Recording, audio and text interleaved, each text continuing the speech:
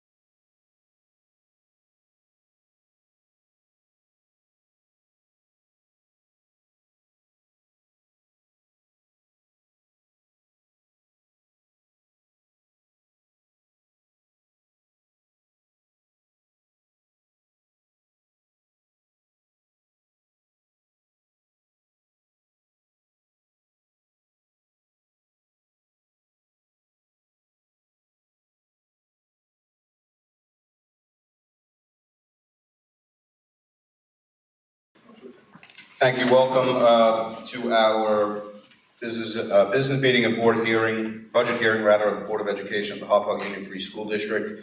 Today is May 4th, 2021. There was no executive session prior to our meeting. That will happen after the meeting. All right, just get to here. Yeah, exactly. Please rise.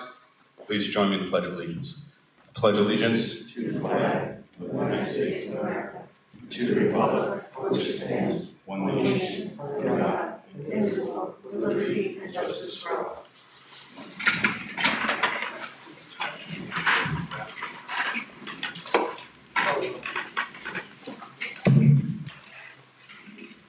Number 4 on the agenda is the Superintendent's report. Dr. O'Hara.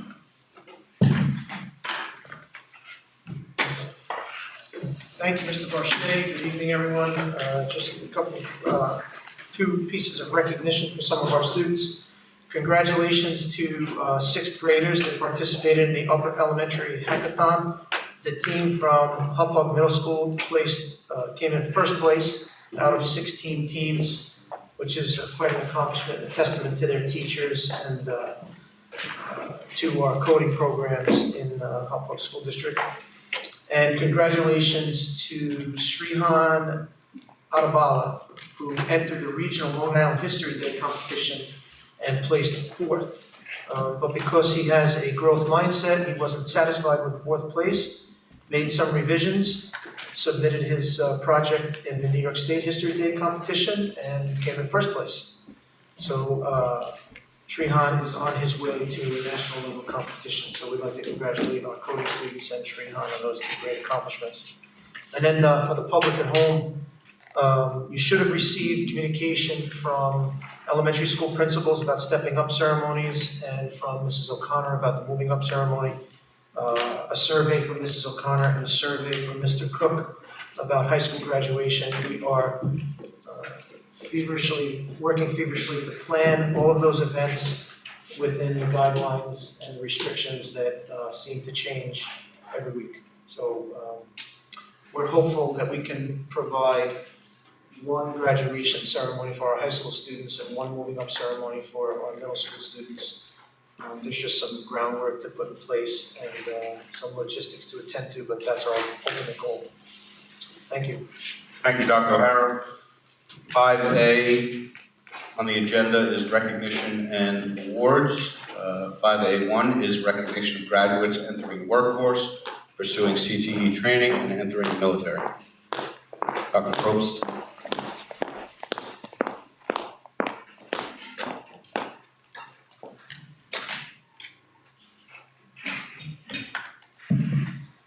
Thank you. Tonight, we will recognize graduating seniors who will enter the workforce, military, or a career or technical education training program upon graduation. These students chose to maximize their time during high school by pursuing opportunities to work and obtain hands-on training and experience, which enabled them to have a clear plan for their post-high school path. These young people will be valuable members of our society and our economy in the very near future. A number of our students weren't able to join us tonight, but I'm going to read through the full list. First is Anthony Arante, who will be an apprentice in the Electrical Training Center. Christina Fulmer will attend Eastern Suffolk BOCES for practical nursing. Katiana Hintz will attend Eastern Suffolk BOCES for animal science. John Lally will attend Lincoln Tech for auto body. William Lochran will enter the Plumbers Union. James Matarazzo will enter the workforce as an auto mechanic. Elijah Rodriguez will enter the workforce in the area of heating, ventilation, and air conditioning. Elijah is with us tonight if you want to stand up, Elijah.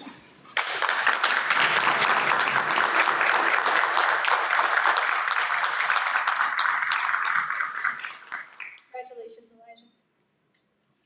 Ariana Ruggieri will attend Eastern Suffolk BOCES for practical nursing. Christopher Sambuco will enter the workforce as a welder. Christopher Visicchio will attend Eastern Suffolk BOCES for plumbing and heating. And Edward Wisniewski will enter the workforce as an electrical apprentice. Lastly, I would like to recognize the one member of the class of 2021 who has made the very courageous decision to serve our country. It is my honor to announce and thank Dennis Kadenov for his decision to serve in the Army National Guard. Dennis is with us tonight as well.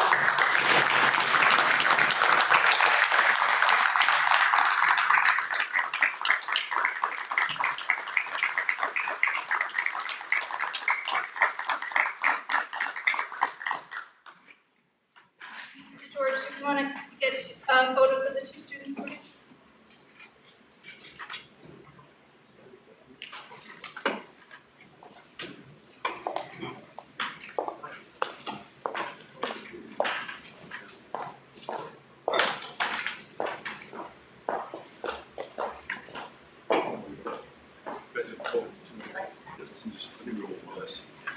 You put one on each side. Why not with the backdrop, guys? Yeah.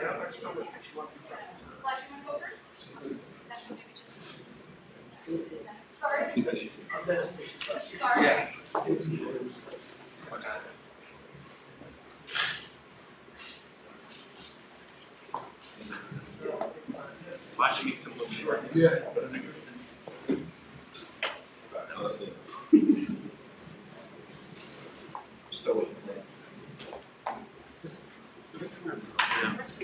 Still fun. I think we maybe go in the other direction. Striking.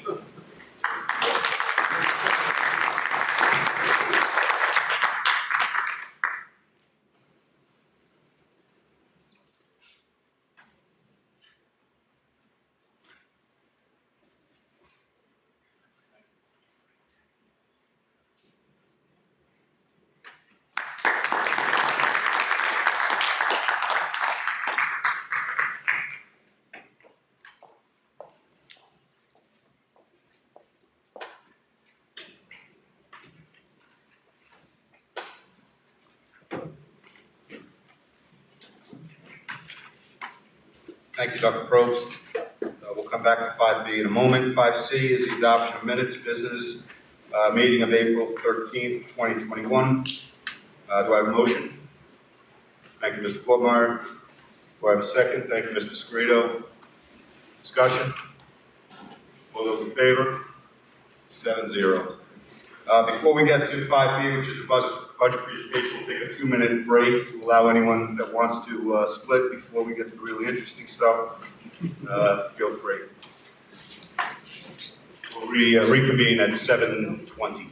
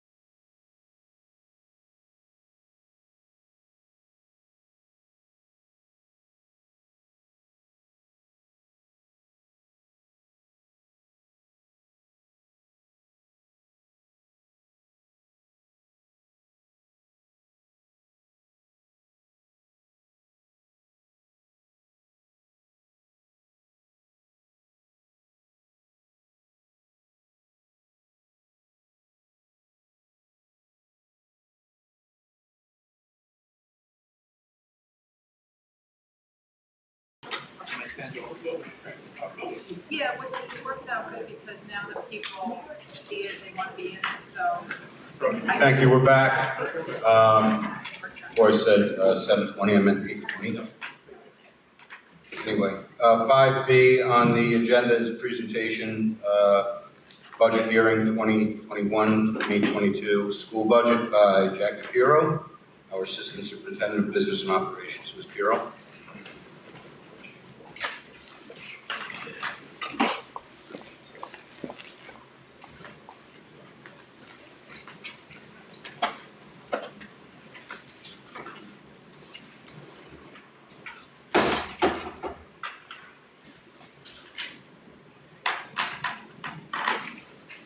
Good evening. As Mr. Barchet has mentioned, this is the budget hearing for 2021-22 fiscal year.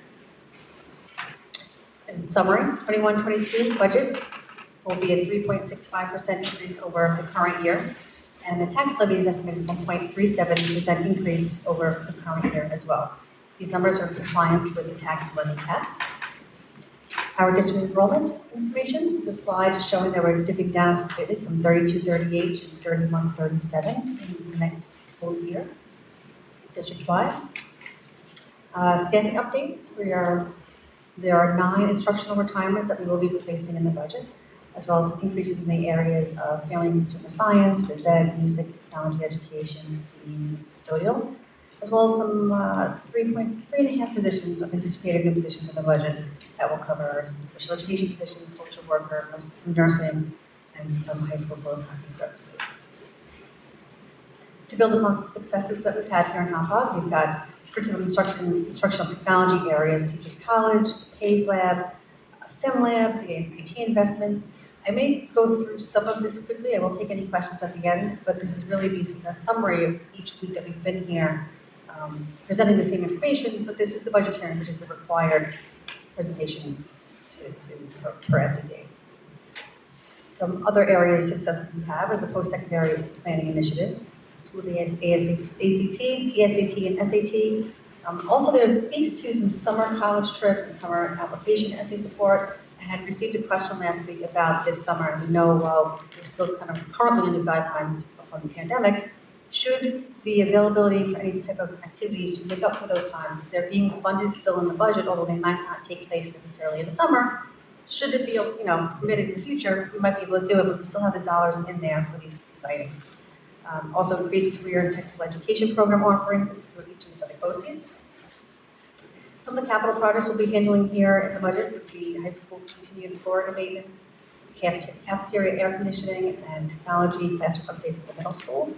And at all elementary schools, there'll be front entrance awnings at the entranceways, as well as additional playground enhancements. At Britton Woods, we'll be replacing the rear sidewalk and doing some LED lighting upgrades in all the hallways.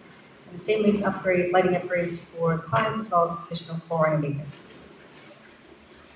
The 21-22 budget drivers. As we know, we're a people business. The majority of our costs to run a school district are in our people, so our salaries, benefits, and related pension system costs, as well as workers' compensation, life insurance, all the items that go along with people.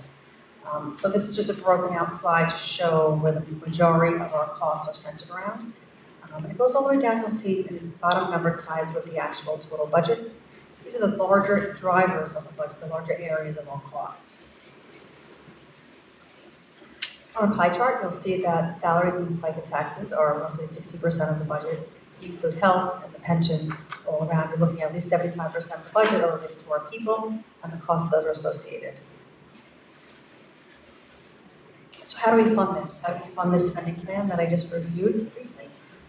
Tax levy, state aid, pilots, fund balance, other revenues, and reserves are the 6 basic buckets of revenues how we pay for that spending plan. Tax levy here with 75% of our revenues, and state aid 14%, pilot 6%. Those numbers show you which percentage of how much of each of those categories we currently use to fund our operating budget.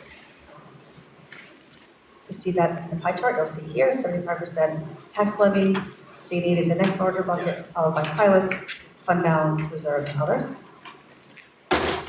Tax levy calculation. So this is a kind of relatively complex calculation that, believe it or not, simplified for this screen, for this slideshow.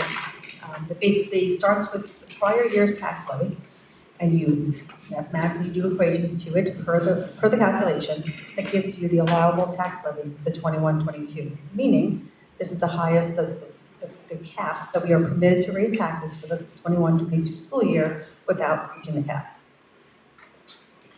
So are the proposed tax levy and recommended budget tax cap compliant? Yes, they are.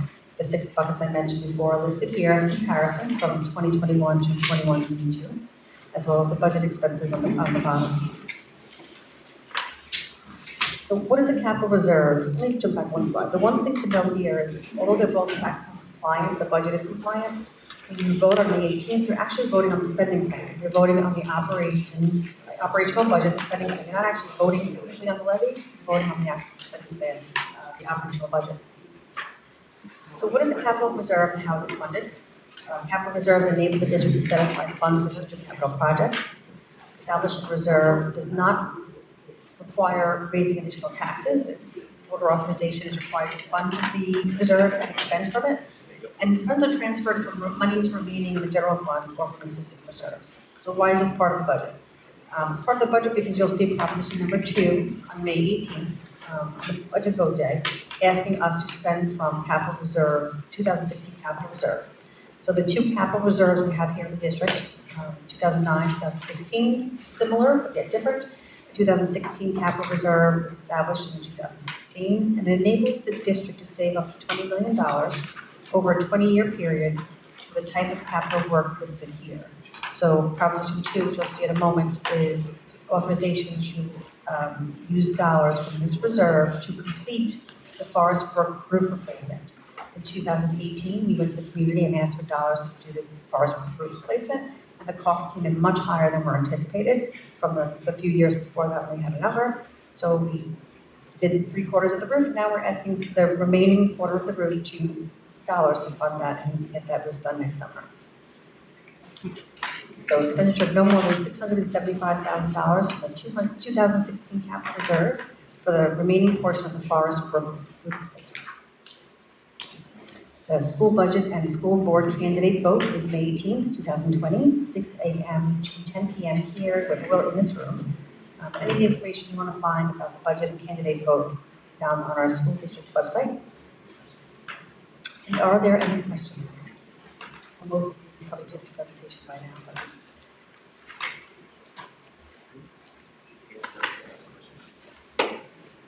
Yes. Sorry. Thank you, Mrs. Puro. Questions from the board, Mr. Scarito? I just have 3 questions. Your second or third slide, Jackie, there was something about a photocopier monitor. Yeah. What is that? That someone stands and watches the copier?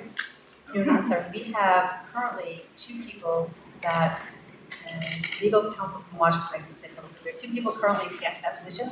1 person's on leave. So we I mean, are. at my office, we have somebody that actually watches people make copies. Yes, mass copies for the entire high school. A small amount of copies individuals do themselves. We have our copies centralized. A large bulk orders sent through the photocopy center in the high school. District-wide, it's not just for the high school though, it's No, I district-wide. understand. But the machine does the work. I mean, the machine put in 500 copies, right? Teachers submit print jobs through a digital platform. They come in, they need to be finished in all sorts of different ways. We're printing assessments. We save on things like textbook costs doing it that way. So it's almost like an internal Kinko's just for the district that goes out district-wide. But then at the building level, we have copiers, so we can using those more in the copy center less. Question number 2. Any word, Mrs. Pirro, on the extra money from the feds and the state? You see the Hempstead teachers are already trying to get their $20 million. As far as how we can spend it, the details are not fully released yet. Okay. Last time we spoke about there's 2 different programs, and of the federal grant monies, cumulatively, Hauppauge is going to be due roughly $4 million. One $3 million bucket, the other bucket roughly $1 million. The details of those have not reached my desk as of yet, as how we can spend it over what period of time for what exact expenses yet. When does the board get enough information to decide if money should go back to the taxpayers? Well, with regard to those grants, my understanding is that we have to give, school districts have to give a plan to New York State, I believe by July 1st, if Dr. Howard can correct me if I'm wrong. And there'll be a 30-day comment period, which makes it kind of sooner than later. And Yeah, the district has to submit a plan. I'm not sure it's state or federally. I don't recall because it's federal funds. The state will help us with that then. Yeah, Locals. so we have to submit the plan, and, you know, these monies have restrictions on them, like, so, I think it's a 12-year period that they can be spent over. Don't quote me on the number of years, but there's a certain period That sounds about over right. which it has to be spent, and you can't spend more than half of it in 1 year, and you have to spend a minimum of a certain percentage in a year, and it can be used for one-time expenses, not recurring expenses. So the article you're referring to with the Hempstead teachers, for example, even the union leader was quoted in a paper saying, yes, I admit that those funds can't be used for salaries and things like that. So, so there are some restrictions on it, and once the details are clear, then we can begin to formulate the plan. So you let us know, Jack, because I knew it had to be soon because we're in May already. yes, I know it's going to be a last minute, hurry up and wait kind of thing. We're going to have to get it disseminated pretty quickly. Thank We're you. aware. Thank you very much. Further questions from the board concerning the budget presentation? Sorry? I don't. Yeah, Mrs. Buscarino? Last year, a lot of the unions froze their steps, and we assured them as a board that we would make them whole if we got the money back. Is there a plan in place to do that, and can we use that money to make the unions whole? Yes, we can. So the money that we're getting made whole from, so to speak, is the current year's money. So it's not the money we're speaking of next year's grants. It's the 2021 funds that we were made whole currently, that will receive all the dollars pretty much by the end of June and July. Those dollars will be made whole. Payroll has the figures, and including all the figures to make all the units whole, to be paid out over the summer. So that's kind of how we're arranging this currently. Thank you. Further questions from the board concerning the budget presentation? Questions from the community that's here tonight concerning the budget presentation? Thank you, Ms. Pirro.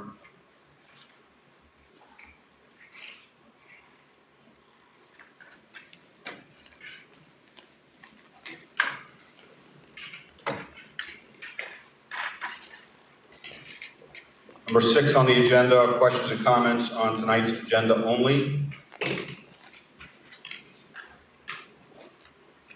7 on the agenda is the consent agenda. Do board members have any items that they'd like to have removed from the consent agenda? I will remove 7.3C1 and 7.3C2. I have a motion for approval of the consent agenda, less those 2 items. Thank you, Dr. Kraft and Mr. Scarito with the second. Any discussion? All those in favor? 7-0. 7.3 C1 and C2, I removed just for the sake of filling in the TBD, to be determined, on the agenda for the motion. So concerning number 1, the TBD is Milcon Construction Corp. And for number 2, the TBD is Stalco, S-T-A-L-C-O, Construction, Inc.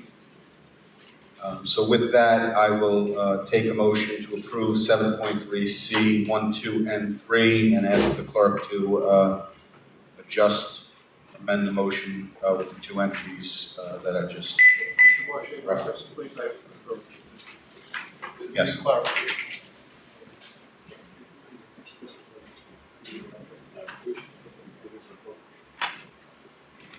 Was that specified? There were 2 different alternate bids, which I'm not sure. The resolution. Mr. Marshall, for the, On the mic, Gene, please. sure. For C1, because there were alternate bids for different types of materials, we wish to clarify and add to the resolution that the award to Milcon is for a fluid application roofing material, is that correct, Jackie? Fluid applied. Fluid applied roofing. Gene, is there utility in taking that off today and proposing it properly? I don't want to say properly, but with whatever language is actually required? I believe, defer to Jackie, but we've been working very, very diligently on this because of the time period of getting this done over the summer, correct? Right, to get this project done over the summer, tonight would be the best. Okay. There was three, just to be clear, we opened bids, and there were three different types of roofing systems that we bid. So what's missing from the agenda is the Yeah. type of roofing system, to be clear for the reader. But Okay, so let's just, I just wanted to be clear for the minutes, so there's no confusion or controversy. So Gene, just read please exactly what we are resolving for C1. Award a bid for roof replacement at the Pines Elementary School to Milcon. You have that for me, Jackie? Milcon Construction Corp. Milcon Construction Corp. For fluid applied roofing. restoration. It's a fluid applied. Roofing restoration. Yes. Is the project number the same, 006024? Yes. All right, so I'll ask the clerk to amend the motion to comport with what Mr. Varnosky attempted to say. And we will take that motion C1 by itself. I'll make the motion. Mr. Scarito seconds. Is there a discussion? Mr. Scarito? Jackie, are we saying it's a liquid roof? It's a spray-on roof? I just want a clarification. It's a liquid rubber. So the facilities committee has met over the last year or so. We've contemplated three different roofing systems. So this new type, something that's not as used as widely yet, Pines is an ideal candidate for it because our roof is not deteriorated. Very small moisture has gotten through moisture content. So this saves the district considerable amount of money. Instead of ripping off the entire roof and replacing it, this is a 20-year warranted liquid applied rubber restoration to the top of the service, which then the warranty goes to the full roofing deck through this top layer. And it saves the district considerable amount of money, which is why we bid it three different ways to determine what the cost savings would be and if it would be in the district's best interest to move forward. But that's why it sounds different than you're used to hearing, but that was our plan. Dave, are we gonna do 1, 2, and 3, or are we doing all 3? We're going to do them one at a time. Okay. Okay. Any other discussion on C1? All those in favor? The amended motion is passed. C2, is there any change other than the filling in of the TBD? No. So we're voting on C2 as written, with the only change being the TBD is Stalco Construction, Inc. I'll make the motion. Mr. Scarito with second. Any discussion? All those in favor? 7-0. And C3 is as is, right? No amendments or Genisms there. So that's C3. I'll make the motion. Mr. Scarito with second. Any discussion? Yes. Mr. Scarito. So we're talking pesticides, high school and middle school. So, where is this being applied to? Is it going to affect students that go to class? I mean, pesticides is kind of a four-letter word. It is. There is a plan by the state that we have to follow, proper notification, proper application, timing, when students can be on the field, when they can't be on the field. We're aware of that. We're working with athletics on it. We have a major growth problem. This is not something that we do often in this district. Some districts do pesticides routinely as part of a plan with a company like a Land Tech. We don't here. We use it on an as-needed basis. We have a major grub problem that will destroy our grass shortly if we don't do something about it sooner than later. But we have all the protocols and procedures in place as far as doing it properly timed around student use. Is there some way that maybe the website or some way for the parents and the rest of the community be notified when it's being done so they're aware of the negatives, so they, All of the required information, when we have to post it, will all be posted appropriately. We'll put it on the website as well, it's not a problem. I'm just asking that. When Yeah, Mr. of Green course. comes to my next door neighbor, he puts the information in my mailbox too. Yeah. Agreed. Thank you. All those in favor? I'm sorry, any further discussion? All those in favor? 7-0. That concludes the consent agenda. 8 are policies. 8A, 1 through 12. Mr. Tasman, is there any reason to handle these individually? No, you can handle them as a group. All right, and this is, or these are all of the policies that were previously on for first reading that are being updated to bring us into compliance with the law based on NISBA and Mr. Barnowski's review and recommendation? Yes. So 8A, 1 through 13. What is, there's no language as to what the motion is supposed to be. What is the motion? Adopting the policies, accepting the policies? Adopting the policies. So I'll ask that the clerk amend the minutes, or amend the agenda rather, to state that there is a motion to adopt the policies, 8A, 1 through 13. I'll make the motion, Mr. Scrito seconds. Any discussion? All those in favor? 7-0. And B, excuse me, 8B, 1 through 7, Mr. Tasman, is there any reason to handle any of those separately? Nope. And is it fair to say that those are being removed in conjunction with the policies that we just adopted? Exactly. Okay. And the motion is to have these removed from the policy book and put out to pasture? Yes? Correct. Okay. I'll make the motion, Mr. Scrito, with the second. Any discussion? All those in favor? 7-0.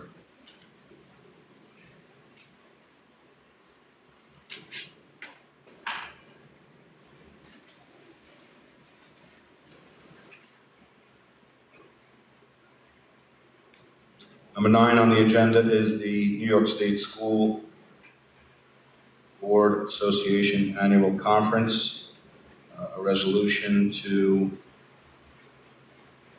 pay for the expenditures for registration, lodging, meals, and transportation associated with the annual conference, including pre-post sessions of NISBA held in New York City from October 24th to October 26th, 2021. Do I have a motion? Mr. Borgmeyer, thank you. Do I have a second? Mr. Buscarino, do I have any discussion? Mr. Scrito? Do we get people going?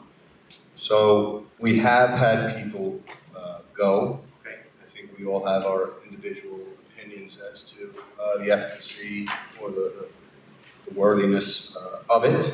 That's each his own, I suppose, as a board. This is not saying that we will go or that we will send people, but if we do, that it will be paid for by the district. This is only the board members. This is, I believe, only the board members. Is that accurate? Central office. Central office and the board members. Okay. Is there any reason, Jackie, that these can't be handled as the requests come up? I'm guessing there's a pre-discount to perhaps register before or enroll. I don't know. Is that what it is? I don't know if that's why it has to be on the agenda tonight, to be honest with you. But I mean, definitely there's a discount if you register early, but I don't think that's connected to the agenda. Okay. But this is, I think that this adoption on the agenda is making it public that the funds are set aside for any board member who thinks it's worthy to attend. Like you mentioned, in the time I've been here, only one board member has attended in 5 years, and the central office has only gone one time in 5 years. So it's not something that's expensed on a regular basis. I got it. So I'll say this, to the extent we're not dealing with a discount, and just let us know if we are. My preference would be to table this and just handle it as I don't want to put away money or put aside money that we're not going to necessarily use. So I'll just make a motion to table number 9 on the agenda. Do I have a second? Here. Thank you, Dr. Praffa. Discussion we already had. Is there any additional discussion? And with that, I will call the motion. All those in favor? 7-0. 9 is tabled and to be brought up on an as-needed basis. But Jackie, you're going to let us know whether it's discount related or not. Discussion matters, there are none. Do any board members have new business? Mr. Greedo? I just want to say over the weekend, they had a Tunnels to Tower car wash at the high school. And it was great. These ladies and gentlemen were out there from 9 to 3 washing cars for the police officer that lost his life. And I just want to thank all the people involved. Mrs. Tagliari was there, Mr. Nicholas, all the ladies and gentlemen that came out. I just think it was a great thing. So I just want to thank you for that. Any other new business? Dr. Trappa, sorry? Yeah, I just wanted to address the report that came out recently with U.S. News and World Report regarding the rankings, just looking for some clarification maybe from Dr. O'Hara. Last year, our high school ranked 823 in the nation, dropped to 1118, and in the state, it went from 76 down to 108. So I'm just looking for clarification, because I read further about it, where the data comes from, do we have any input on the data, and why the drop? Is there an explanation for it?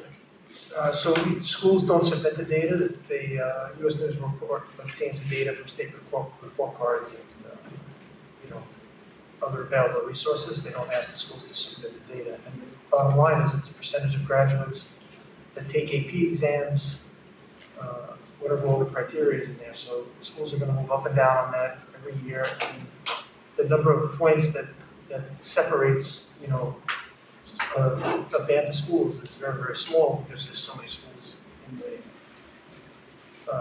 in the database. My guess, based on last year's data, was that we were going to leapfrog John Glenn, which we did, but then I think there were 2 or 3 schools on Long Island that came out a little bit on top of us this year. Keep in mind, it's from 2000, is it 2018 or 2019 data? 2019? 2019 data. So it's pre-COVID data. Yes. And when you say it's based on graduates that take AP exams, does that mean that that's one of the criteria. Does that mean we had fewer graduates, or graduates take fewer AP exams, or the districts around us? It's based split on, up? it's not based on numbers, it's based on percentages. Okay, It's just percentage of, fair enough. So did our percentage drop, or did other schools just catch up? I don't know if ours dropped, so I have to look into the specifics. Could I just say, when you say 2019, is that for the 2018-19 school year? The end of Yes. school year ended? So there's a 2-year lag on this almost. Yeah, that's. I'm trying to interpret the usefulness of this, if it's a 2-year lag, because to me, if it just represents some sort of issue, we have a lot we offer in the high school between IB and AP. So if it's reflective of a problem, whether it's scheduling issues or not pushing the kids enough to take these classes, is this useful for us if it's 2 years old? The No, data? it's actually the opposite. It's not, we've worked really hard to clear up those bottlenecks and conflicts, so as time goes on, we should have more students that are taking AP or IB classes, because, for example, a couple of years ago, we moved an AP English class from grade 12 to grade 10, if you recall. Yep. And students prior to that move were forced to choose between International Baccalaureate or an AP course. Now they take the AP course and most of them take the International Baccalaureate program, so it creates more opportunities. So, But don't these numbers predate those changes that we made? I think is what you're getting at, right? Like, we made those changes to the scheduling to alleviate the bottlenecks, right? Yes, we did, but the data, the changes the data lags the changes, because you make a change, students that are in 10th grade experience that change, and then they're not calculated until 12th grade.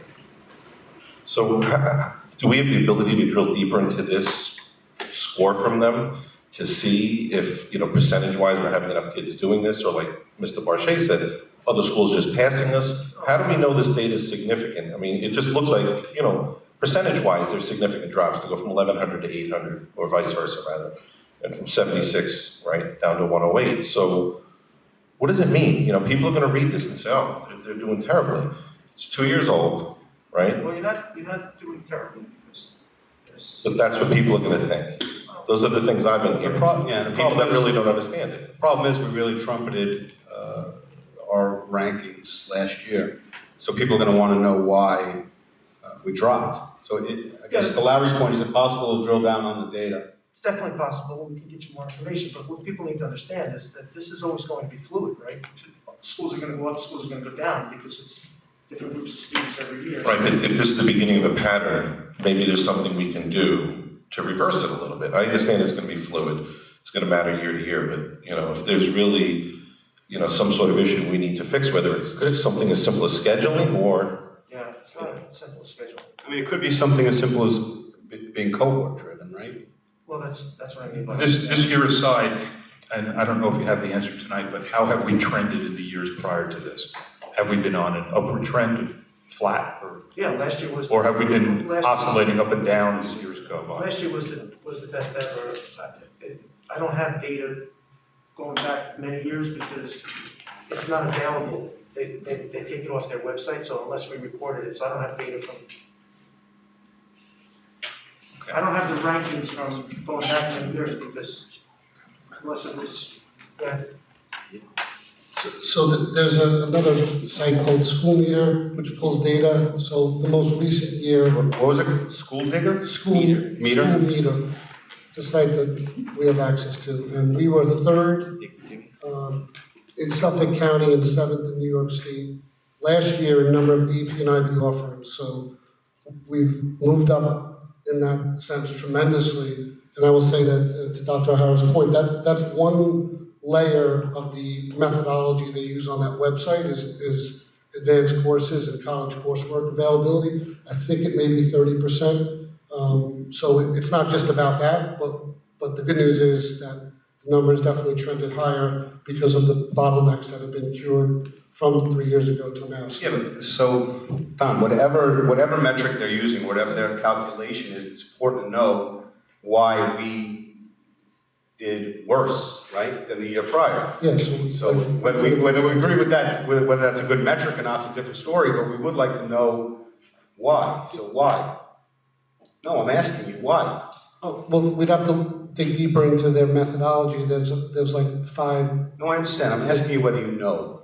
I don't have an understanding tonight. All right, so perhaps by our next meeting, Dr. O'Hara, you and Dr. Probst or Dr. Murphy can give us a little deeper dive on that, and maybe it's cohort driven, maybe it's something, you know, some metric that we're not necessarily concerned about, but it would be important to have a differential diagnosis, as Dr. Kraft likes to say. Anything further on the report card? Not the report card. no. Your point concerning the report from US News? Yeah, we'll just look forward to the follow-up. Thank you. All right. Any other new business from board members? New business from administration? Questions or comments from the community concerning anything related to the district whatsoever? Dr. Murphy, do we have any questions submitted through the portal? Sure, I'll read them off. First question is from Dawn Ferraro. She references an article from the web. I'm not going to read the whole URL because it's tremendously long, but from a website called thegatewaypundit.com. I found this article, among others, interesting and would like to ask how much longer are our kids required to wear masks? It's been 9 months, 5 days a week, and that's more than I wear a mask, and it has affected my child. Correct me if I'm wrong, we're following CDC and Suffolk County Department of Health guidance, which we have no control over. That's correct. So, you know, our guess is as good as hers. As soon as they tell us that we can have kids take off the masks, we're not going to have an artificial requirement that they keep the masks on. The next question is from Wendy Kavanaugh. It's actually 2 questions. I'll read the first one. What is the status of finding a new superintendent and also assistant superintendent of business? So I'll take it if that's right. The status of finding a new superintendent is, our search is ongoing. We are in our fourth round, I believe, of interviews. We are down to 3 finalists. What was the second half of that? Will there be parents on the interview committee? Will there be, or has there been, I think is a better question. The answer is yes. There are 7 board members who are parents. And we also have well, I'll tell you who's on the committee. It might make it easier that way. So you have the 7 board members who are all parents. Doreen Gordon, who is the president of our administrators union. Kevin Giacchetti, who is the president of our teachers union. Kathleen Lloyd, who I believe is the vice president of HASASA, our office staff. Steve Nelson is the president of our buildings and grounds and custodial unit. Rebecca Bilski is head of our PPS unit, and Judy Olachea is the president of the PTA council. Those members I just stated, along with the 7 board members, have all been involved in the interviews, and the board members sign up for this, but the stakeholders that are participating normally do not, and they've spent a tremendous amount of time assisting the board in the search, and we appreciate every minute that they give us, and we will continue. Last question there. If these positions are not filled, this is all from Ms. Kavanaugh. If these positions are not filled by July 1st, will the district be using an interim superintendent? These positions indicates plural, so. She asked about superintendent and assistant superintendent. Gotcha. So the superintendency will no doubt be filled prior to July 1. And the assistant superintendency, I'm assuming. A business. A business, Ms. Pirro. Our intent is to have that filled as well, but we're not going to rush into anything. If we don't have it filled with a permanent, it will be a, what's the word? Interim or per diem. There are a lot of good quality candidates out there that could fill in as a per diem, but the goal would be to have someone permanent in there. BOCES is helping us with that search as well as Mr. Barnoski is helping us locate candidates for both the interim position if we need it and a permanency or permanent position by June 16th? June 18th, D-Day, June 18th. Mr. Vincent Caravana, you answered his question. He asked for an update on the superintendent search as well. Yeah, so my answer would be the same. Mark Inkeles, we ever receive, excuse me, we ever receive our 14% state aid this school year, or did it carry forward to the 21-22 budget? I'll ask, I don't know if the 14% is the right figure, but I'll ask Ms. Pirro to address that if you could. I believe that 14% is referring to is in the budget presentation, 14% of our revenue comes from state aid next year. So I think that's what he's referring to, the 14 number, if I remember right. So we anticipate getting that state aid next year, yes. So, Mr. Inglis, if we messed up your question, shoot it over to us again, and we'll. Or he can reach out to me. Or reach out to Ms. Pirro directly. Thank you. And the last submission is not a question, it's a series of comments from Ms. Barr speaking to the middle school tennis and handball courts that they're in poor shape. Please invest in all of our athletics, not just soccer and football. Jackie, where has the facilities committee, what was it, the handball courts and tennis courts? Has the facilities committee brought those issues forward? Recently, it was in one of the items we did the recent bond proposition was there. It got kind of pushed to the side as we move forward with other projects. Just recently, the facilities department did make a repair, but they will need repair again. They are in desperate need of some reconditioning at the very least. Okay, so the facilities committee is aware of the issue that Ms. Barr is bringing up, and it's on. They are. We'll bring it back up at our next facility meeting. Great. You said there was a series of comments, is that it? It was all in relation to Facilities? that Okay, gotcha, theme. understood. Any further questions or comments from the community submitted electronically? Any comments from those in the audience based upon our answers or the comments that you heard from community members?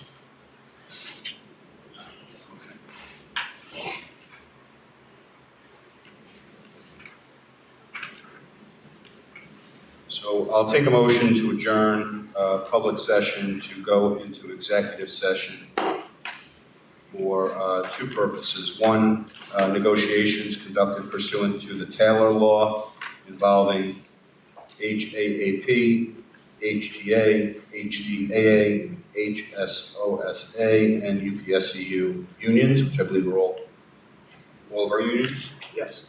Central Office Administration, confidential secretaries, district clerk, and others, which I guess this is every employee Yeah. in the district? Okay. Definitely. And, That should be amended, that we gave Mr. Clerk. That's not pursuant to the Taylor's law, that should be amended to our union's law to review the employment history of certain employees. okay, so, The district clerk has the amended motion. yeah, what I was just handed is the same thing I just read.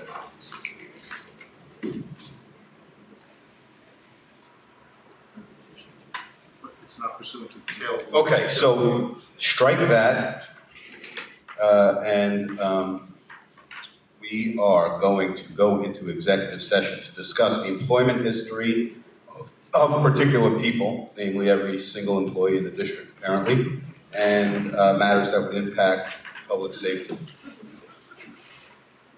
Hope you guys brought sleeping bags. I'll take the motion. Mr. Scrito makes a motion. I'll second. Any discussion? All those in favor? 6 yeses and 1 reluctant yes from Dr. Baraka. So a couple of important dates. The budget vote and board member election is May 18th, 2021. Our next meeting is not until June 8th, 2021. Thank you. Good night.